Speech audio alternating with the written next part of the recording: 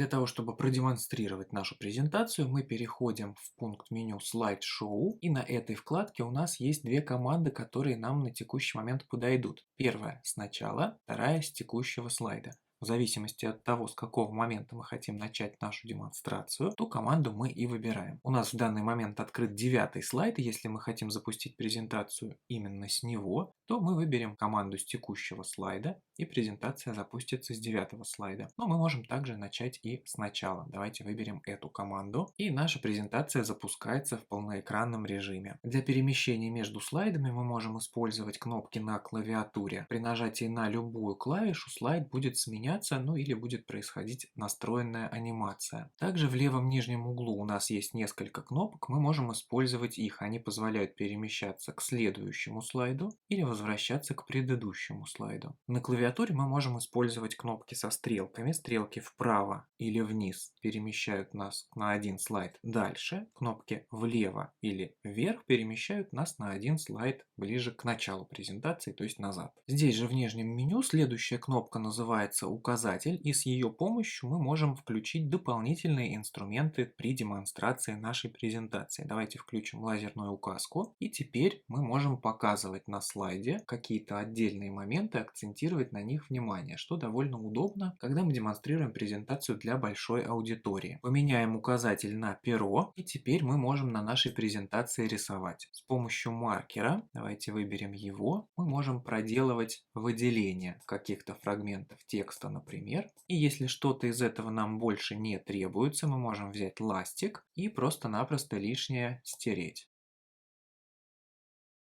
Обратите внимание, что здесь же внизу мы можем выбирать цвет для пера и маркера.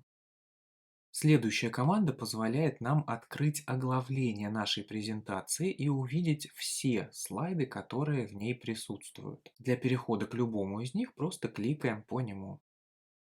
Если мы хотим демонстрировать презентацию для аудитории, то есть у нас есть наш компьютер и есть какой-то большой экран или проектор, в этом случае мы воспользуемся режимом докладчика. Режим докладчика запускается автоматически при подключении к отдельному монитору или проектору, но если этого не произошло, вы можете перейти на вкладке «Слайд-шоу» в группу «Мониторы», здесь выбрать нужный монитор и убедиться, что стоит галочка «Режим докладчика». В процессе демонстрации презентации вы можете также переключиться на режим докладчика. Для этого я кликаю правой кнопкой мыши в любом месте по нашему слайду и выбираю пункт «Показать режим докладчика». Выглядит это вот так, то есть так будет видеть презентацию докладчик, это то, что будет отображаться на его компьютере. При этом для зрителей, то есть тех, кто смотрит презентацию на большом экране, будет отображаться текущий слайд, вот этот. Что здесь у нас есть? Также мы видим правее следующий слайд, то есть слайд, который будет продемонстрирован далее. Мы можем перемещаться между слайдами с помощью стрелок